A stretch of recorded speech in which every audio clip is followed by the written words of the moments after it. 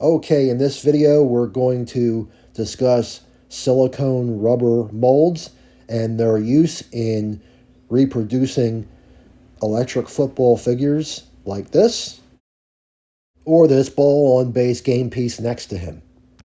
I got into the mold making process because I had modified a Tudor figure, the one you see here, and wanted to make a bunch of copies of them for my league.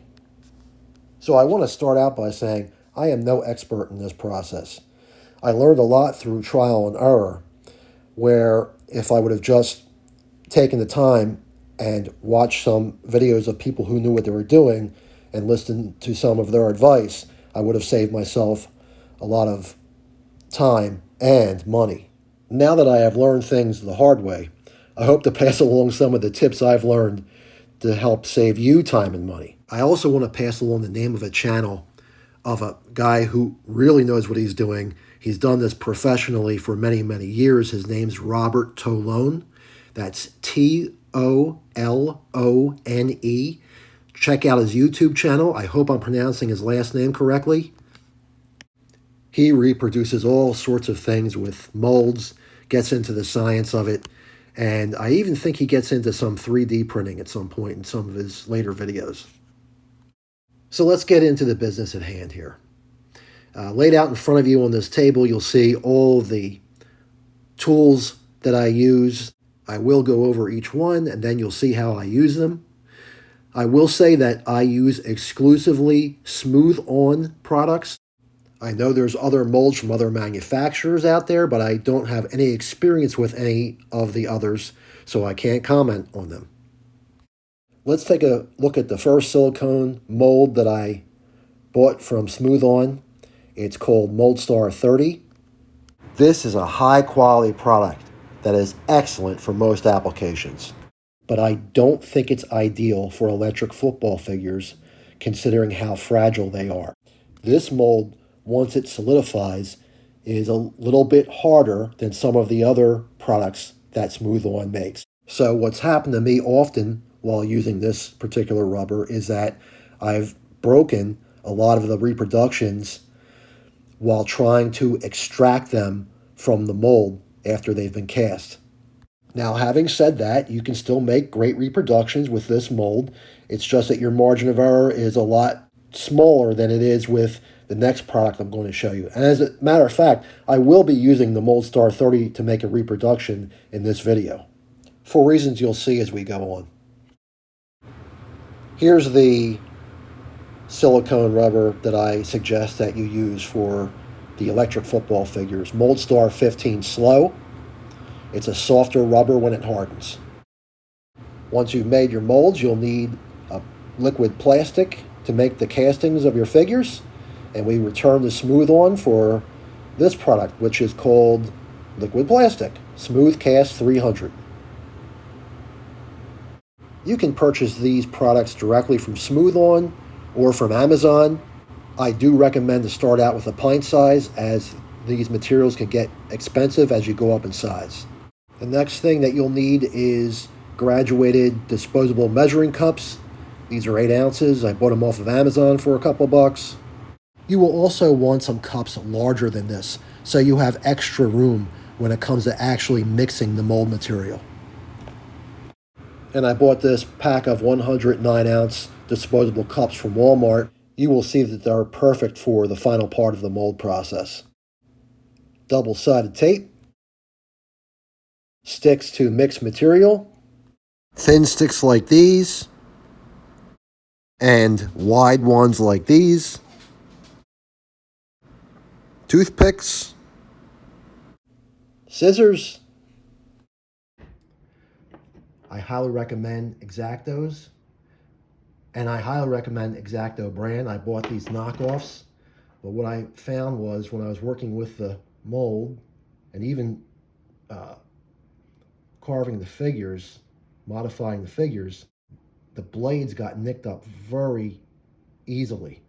And this X-Acto, which is a lot older, has withstood the test of time. Get yourself something with a sharp, small point that you can poke a hole in cardboard with. Anything with a small sharp point like a thumbtack will do. Make sure you have a pen on hand. Make sure you have a nice big chunk of cardboard handy. From any old box will do.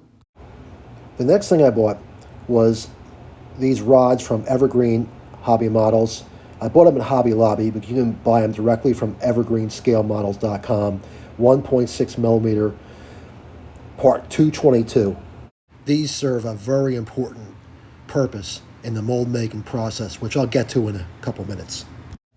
You should have a hot glue gun on hand, or Elmer's rubber cement, or both. I prefer to use both.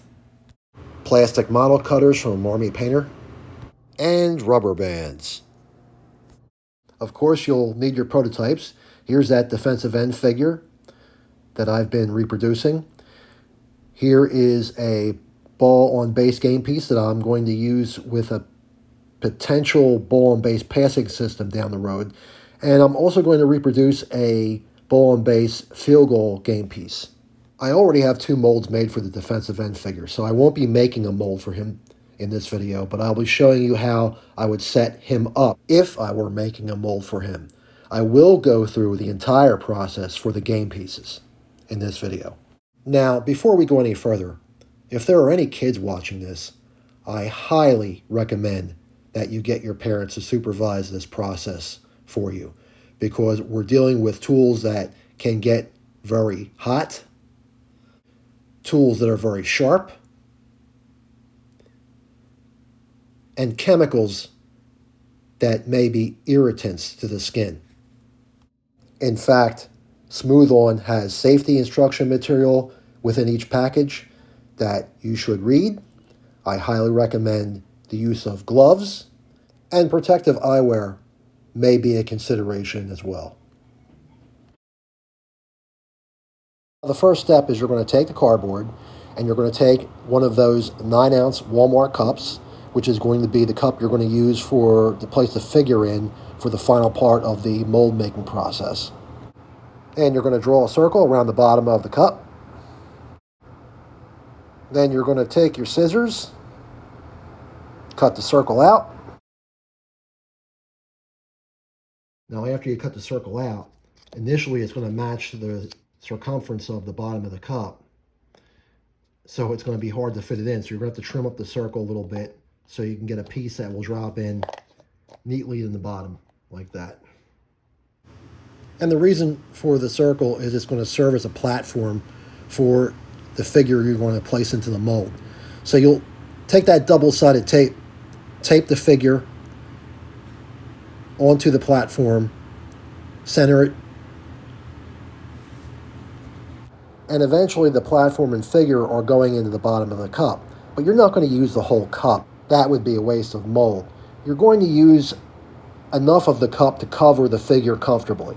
So you have the figure on the platform and you mark the cup maybe a ½ inch above the top of the figure. And that's where you're going to cut the cup. And then you'll just use an X-Acto or scissors to remove the top portion of the cup. And as you can see, we'll have plenty of room for the figure once he's ready to go in. But put the cup aside for now because we have a lot of work to do with the figure and the platform. Now we come to the next very important step. You need to vent the model. Create a channel from the prototype to that platform so air does not get trapped in the plastic in the casting process. If you don't vent the model properly, you're going to wind up with something like this. Here is an example of the prototype that was not vented properly. And take a look at this. When I went to cast it, the plastic did not fill in, and you've got these holes in the reproduction. Not good. Can't use it. I mean, it could be patched, but if it's vented right at the beginning, you give yourself a much better chance at a successful casting. So what you're going to do is you're going to take this 1.6 millimeter rod.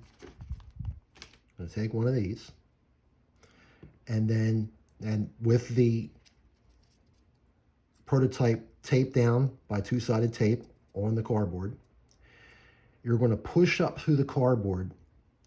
You're going to create a hole with a sharp instrument like this, okay? And then you're going to push up through that hole a piece of this rod till it touches the figure in the area where you want it to vent. In other words, you're going to create a channel that's going to be able to release air from different parts of the figure.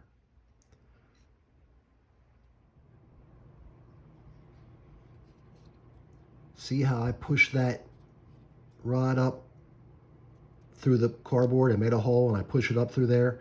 Well, now I'll push this rod up to his face mask. And this will be the first vent I create.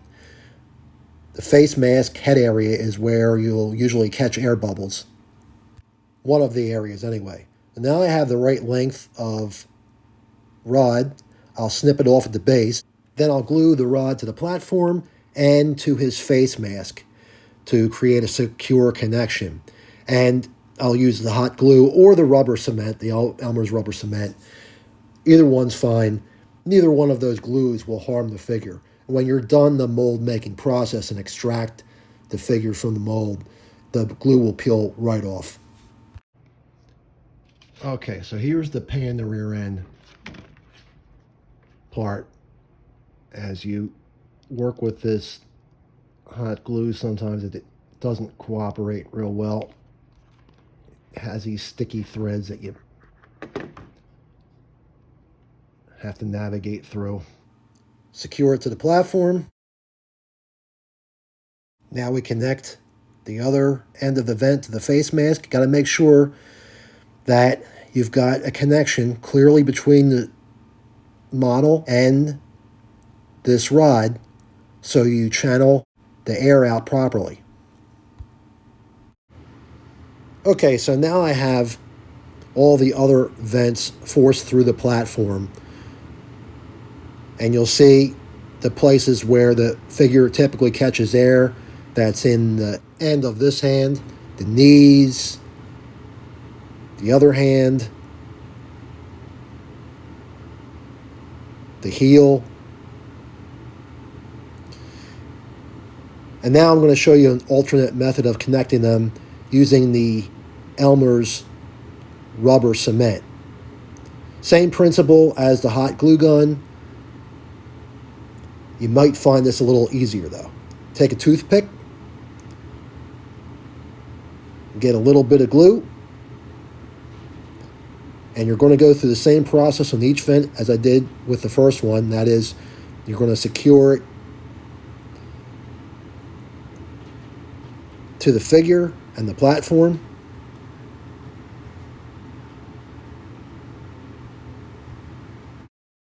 So once you've secured your vents with the glue and the glue is dried, you'll be ready to go on to the next step. Now this is my way of making vents. I'm not saying it's the right way, but it has worked for me. So there's that. I'm sure there are many better ways to do this. Like I said, check out some other YouTube channels. Check out Mr. Tolone's channel. The most important takeaway here is you need to vent your model.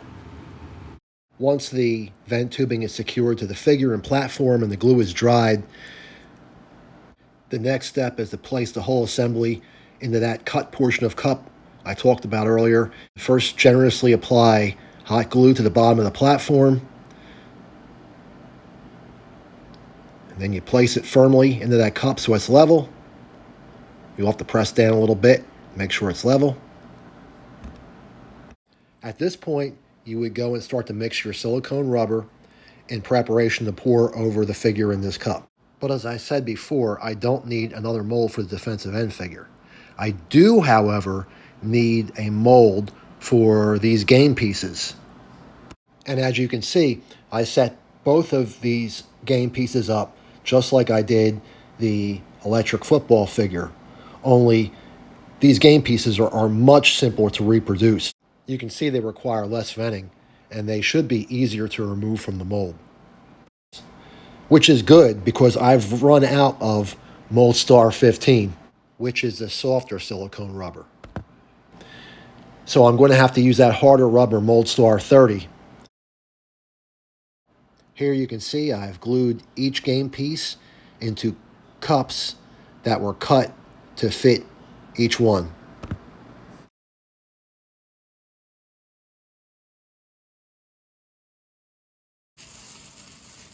Okay, so here I am with my gloves, which you should wear when you're dealing with these molds. Okay. So here's your silicone rubber mix, part A and part B. And before you go and pour these in a measuring cup, you should get into each container with a stirring stick. Open up the lid, mix it around a little bit. Be sure to use a separate stirring stick for each container. Do not take the stick you used for part B and put it in part A, or vice versa. Once that's done, get yourself the measuring cup. Here I have the 8-ounce measuring cup, and you're going to pour equal parts of part A and part B into this cup. I'm going to put in 4 ounces first of part A, and then we'll add 4 ounces of part B for a total of 8 ounces. That's a lot of mold material, but I am making 2 molds. That's why I'm using so much. So this cup was great for measuring, but since I've got so much material in this cup, I think I'm going to transfer it to a larger one to actually mix it. And here you can see I'm mixing. Make sure that when you mix, you get up from the bottom, along the sides. Make sure the material is thoroughly mixed together. A minute, 2 minutes, whatever it takes. Just make sure it's thoroughly mixed. Okay, so we're all mixed up here. This is ready to be poured. So here's your prototype. Here's the cup. And just start. There we go.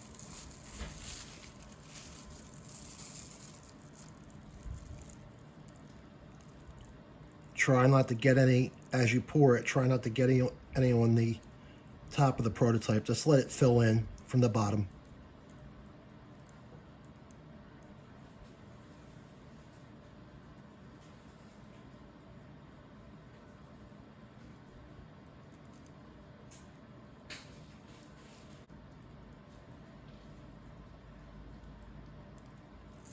Okay. That should be good.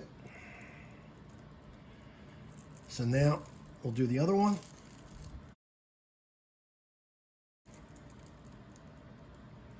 So you want to let these things, this Mold Star 30, you want to let these both sit undisturbed for about 6 hours.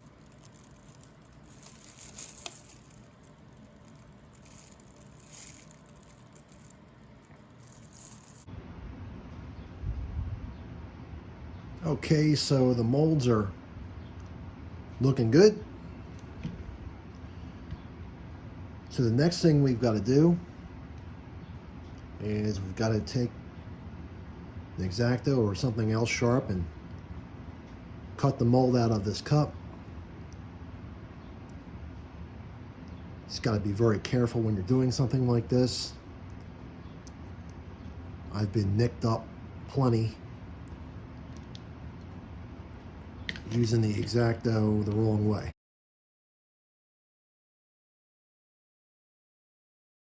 Okay, so once we release the mold from the cup, like this, we look at the bottom And you'll see that platform that the game piece is sitting on. And we want to release that platform, so we will make an incision along that crease of that was formed by the cup.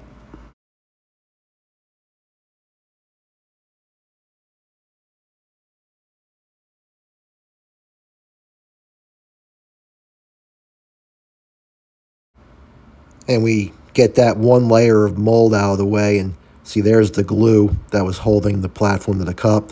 You'll see the vents. And we go back to work with the X-Acto, because we're going to want to pull that platform out of the mold now. At this point, you're just working your way around the mold with the X-Acto, around the edge where that platform would be. Okay. And it looks like we've got enough of this that we can pull that platform off. And so as you do that, now you see the base, right? You see the tape that I used to attach the base. Take that off. And then here's those vents. And another purpose the vents serve is a guide for cutting, because you know those vents go to a specific point in the figure or game piece that you placed in the mold. I know by following these vents that I'm going to come to the football that is at the top of this game piece. So we start our cut.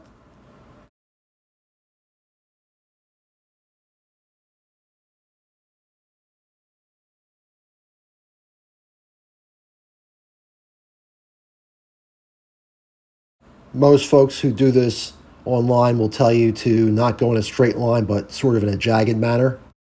You can get the cutting to go easier if you can manage to pry open the mold while cutting down.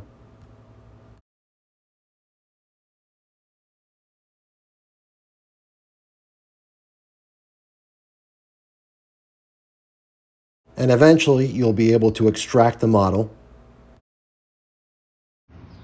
Now here's the downside of the harder rubber mold. You see the football actually that I had glued on top came off.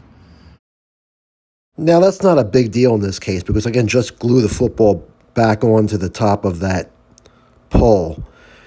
And as far as the mold goes, it doesn't make any difference, because the football's already formed its space within the mold. What I'll do now is I'll just cut the mold down further on either side, so when I go to actually cast the game piece, it'll come out easily. See, I cut that thing way down. You'll see. I'm going to cast it, and it's going to pop right out. Here's the other mold now. This is for my field goal kicker game piece. Follow the same procedure to get it out of the mold.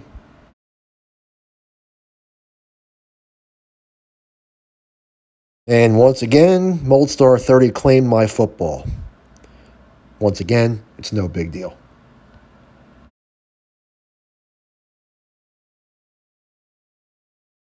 Just like with the last game piece, I'm just going to slice this mold down further on either side, so after I cast it, I won't have any problems with removal. Oh, and by the way, don't forget to remove your vent tubes.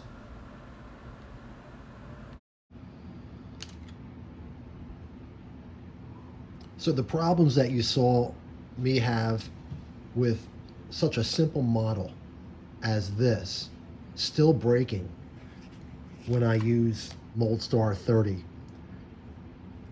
This is why I recommend Moldstar 15. Because if you were going to get something as simple as this to break while you're trying to get it out of the mold, think of how difficult it is to extract a miniature football figure like this guy from this mold. Now, before we get to casting figures, I thought I'd go back to this figure for a second. Below is the mold that I had previously made for him. I said before I have two molds already. So I wanted to take a closer look at the mold below and show you how I went about cutting it open, because it's a little more involved than the mold I just went through in making the game piece. The first thing you notice is the base of the player and all those little holes which are the vents.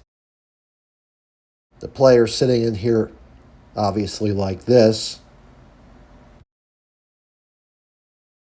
meaning this hole right here is the one that leads up to his head. So when I cut into this mold with the X-Acto, I just followed that vent to his head. Then I just kept going down and around to the back of his figure and wound up cutting the mold in two pieces.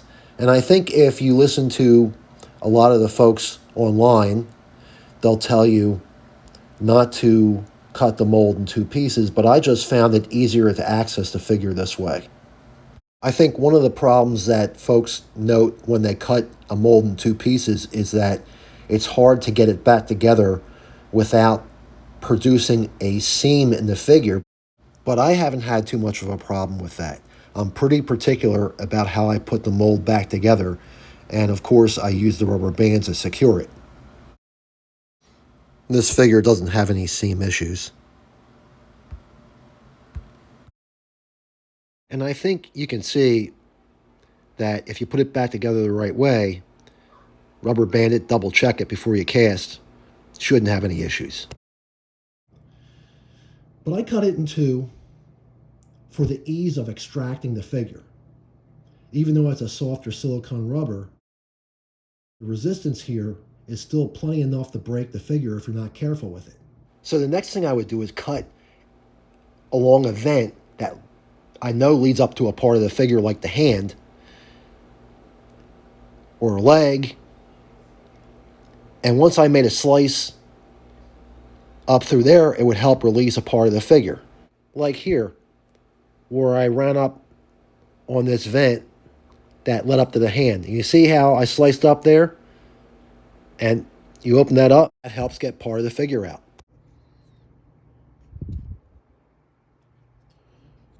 So here's another area, and you can picture if the football figure is sitting in the mold like this, this is his back foot, right?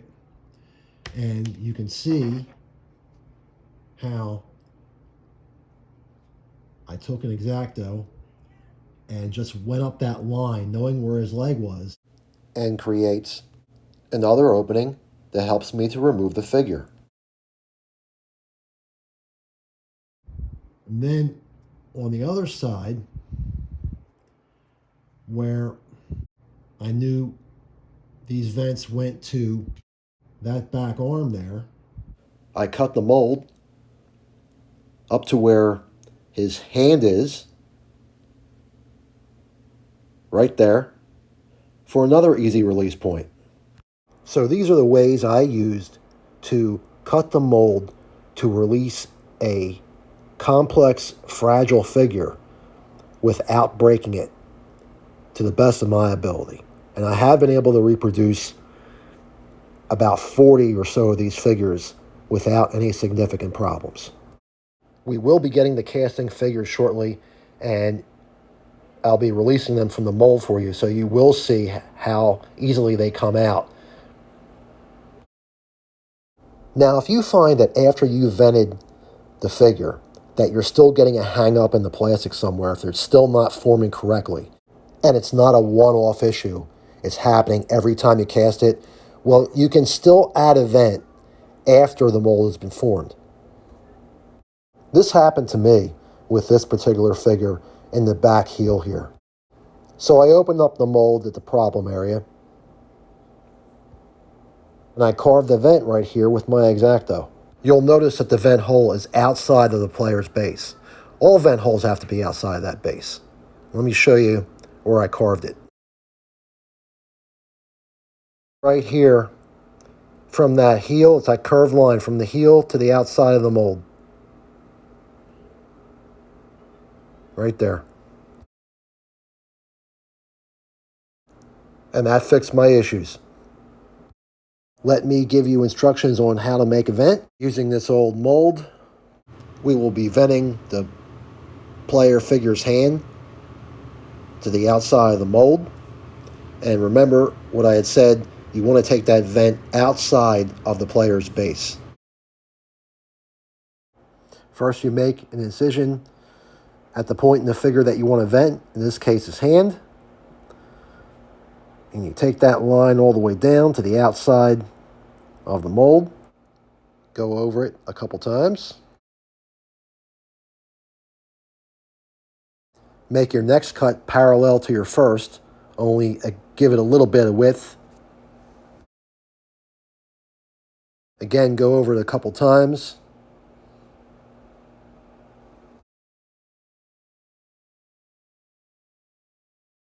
Once you got those lines in there, you can start to dig out that vent with your X-Acto like this. You'll usually be able to grab a hold of a piece of this near the exit and pull, and you can usually pull it straight up and out. And there's your vent. So let's get to the actual casting of the figures now. First, we'll do the defensive end figures. You'll need liquid plastic, 300, parts A and B, one disposable spoon for A and one for B. Do not mix them up. Never place a spoon that was in one of the containers into the opposite container. Keep them separate. With those spoons, you will be dispensing equal amounts of A and B into a plastic cup. Shake container A. Now we remove the cap, and we're only casting for 2 molds right now, so 2 teaspoons will be enough. That's 2 teaspoons from part A.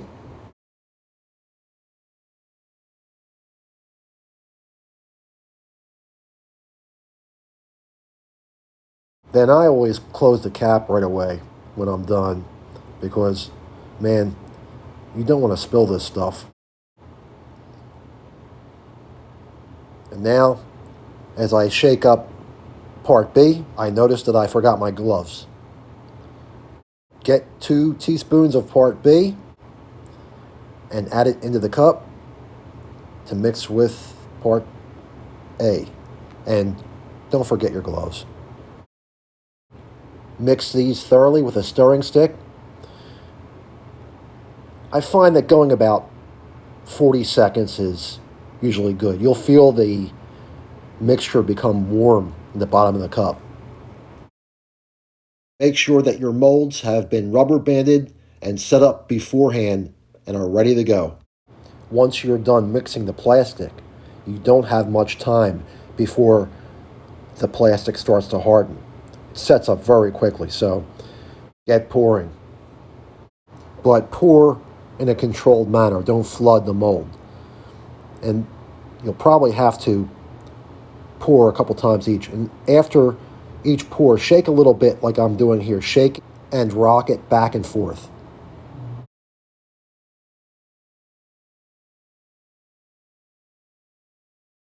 Like I said, pour in a controlled manner. Don't pour it so fast where it's overflowing the base of the player and into the vents. As the mixture starts to harden, you will see it turning white. If it's not turning white after like 5 minutes or so, something may have gone wrong. It may have not been mixed properly. You may have an incorrect ratio of parts A and B, although that's never happened to me while I was using the teaspoon method. I always give the resin a good 30 to 35 minutes to harden, and that time has passed here, so it's time to open up the molds and see what we have. You open up the mold, and maybe one of the first things you notice on the defensive end figure are the vents. All those beautiful vents that helped him to form properly. And those vents are easy enough to get rid of. You can twist off the one attached to his face mask easily enough with your fingers, but you'll probably need a plastic cutter tool on areas that are more delicate, like near his hand. And now that we're almost ready to remove the figure from the mold, you will remember how I went over how I'd cut the mold so we could remove him easily.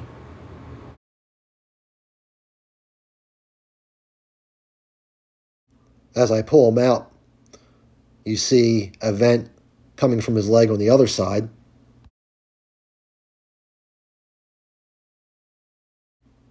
No problem, we'll handle that with the plastic cutters. And as I remove the second figure, here's just another example of how I had cut the mold for easy extraction. If you prep this Mold Star 15 right, your castings will come out super easy. Opens up easy. Opens up easy. No problem. Threw in a couple more castings, and we're going to see how our game pieces turned out. First, our ball and the base for the ball and base passing system. Remember how I said I cut it very deep so it could just pop right out? That game piece came out pretty good.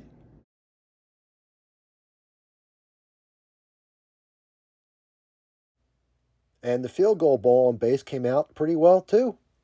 Just remember, with all of your game pieces and figures, you're going to need to trim some. There's always going to be flash that you'll need to trim off with an X-Acto and maybe the plastic cutters. Okay, I've got one more item to cover before we go.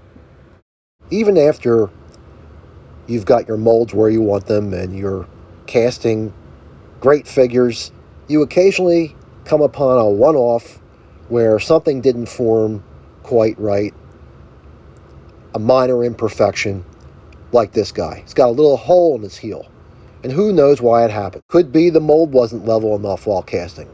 It could be I didn't shake the mold correctly enough when I was casting. It could be I didn't clean out the flash from a prior casting correctly. So if the imperfection is not caused by a defect in the mold itself, and it's something that's small, it can be patched pretty easily.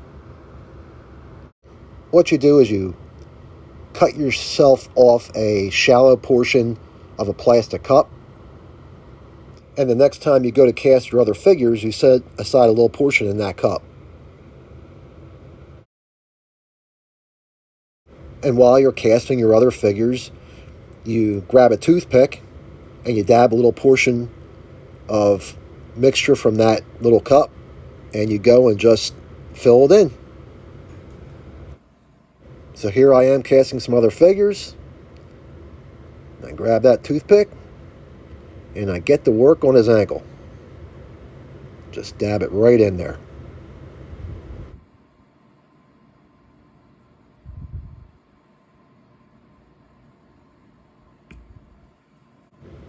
And a couple minutes later, my man is as good as gold.